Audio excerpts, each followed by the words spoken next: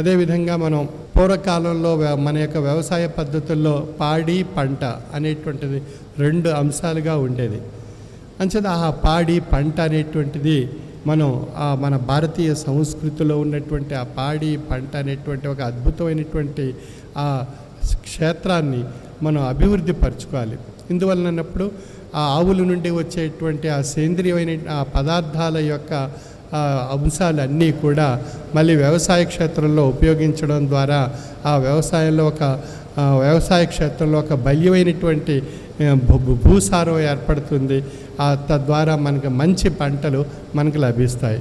కానీ మనం ఆ పాత పద్ధతుల్లో ఉండేటువంటి ఆ పాడిని విడిచిపెట్టేస్తున్నాం. పంట పరంగా అనేక వేరు పద్ధతులు ఆచరిస్తున్నాం. అందువల్ల మనకి అక్కడ పాడి మరొక దశగా వెళ్తుంది, పంట అనేటువంటిది మరొక దశగా వెళ్తుంది. కాబట్టి పాడిని పంటను రెండింటినీ జోడించి మనం వ్యవసాయ విధానాలు ఆచరించగలిగినట్లయితే మనం భౌతికంగా పదార్థాలు పశువుల ద్వారా వచ్చేటువంటి వ్యర్థ పదార్థాలని మళ్ళీ తిరిగి వ్యవసాయ క్షేత్రంలో ఉపయోగించి మళ్ళీ మనం చక్కని ఆరోగ్యకరమైనటువంటి ఉత్పత్తులను సాధించడానికి అవకాశం కలుగుతుంది.